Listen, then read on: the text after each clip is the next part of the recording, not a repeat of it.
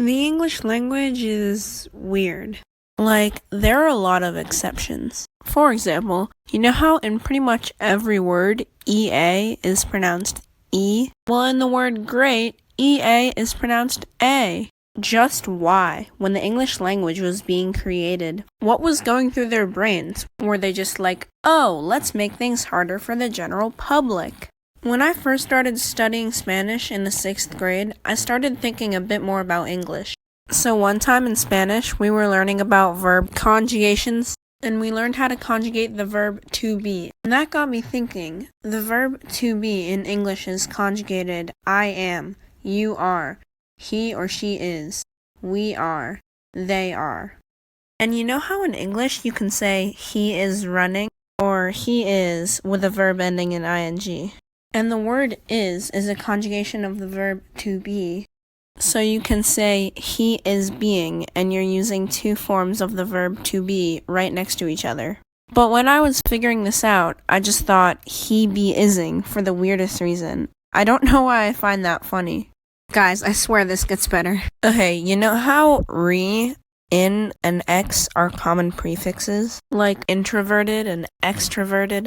By the way, if you're neither, are you just troverted? I'm getting off topic. So you can do something and redo something. In the word sight, you can add x, in, or re, and it completely changes the meaning. Excite, to be excited. Incite, to cause or encourage. And recite, to chant or to read. All of those are very different from the meaning of cite, which is like to cite a source. Also, I think courage is a very cool word because it can be transformed into many parts of speech. Courage is its noun form, encourage is its verb form, courageous is its adjective form, and courageously is its adverb form. Yeah, this is what I think about when I'm bored. People say that nothing rhymes with orange, but there is one thing. Door hinge. I'll show you.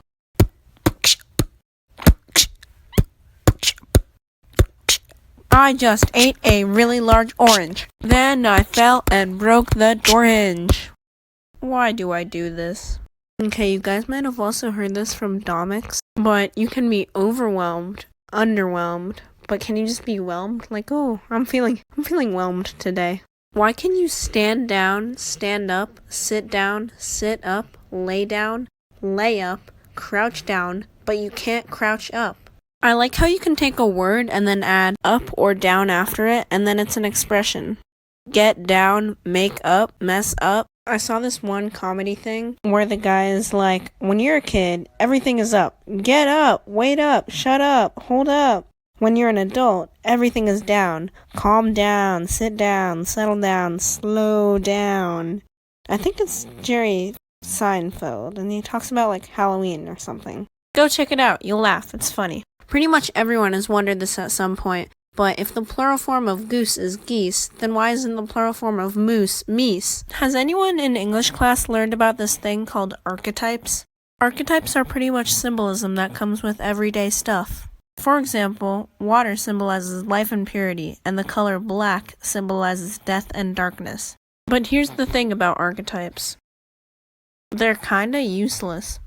Hear me out, I'm not criticizing the education system, I'm just saying they're not bad, they're just like, they don't matter.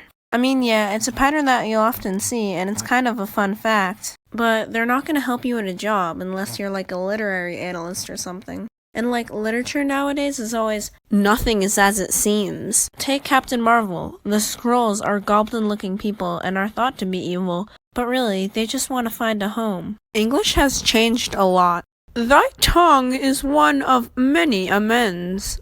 In the old ages thy mouth spoke.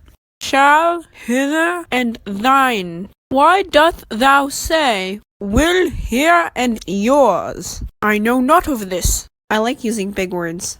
Like, why say you're different because you like button-downs more than t-shirts, when you can say, you contrast from the average human, for you take pleasure in formal attire more than restful clothing of comfort.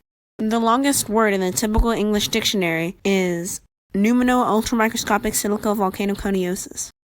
Sometimes when I'm bored, I take a look at the back of my shampoo, and I see what crazy chemicals are in it. Like, what's methylchloroisothiazolinone? methylchloro isothiozolinone. Am I pronouncing that right? I hate the word yesteryear. It just, sounds weird. It sounds like yesteryear is trying to be as cool as yesterday, but it just doesn't work.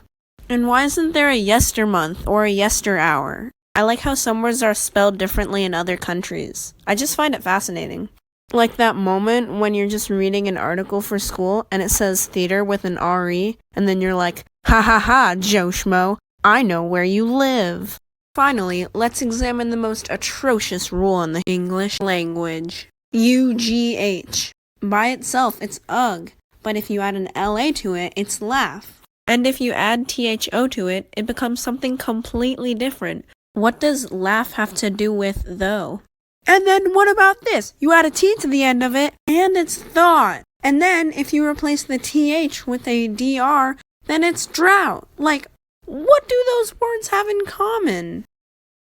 Hey guys, thanks so much for watching. Do any of you find words or phrases fascinating? Let me know in the comments section down below. And thank you so much to my friend who gave me fan art. If you like my videos, I made a playlist of my favorite animators and their videos, so go ahead to the playlist section of my channel and check them out.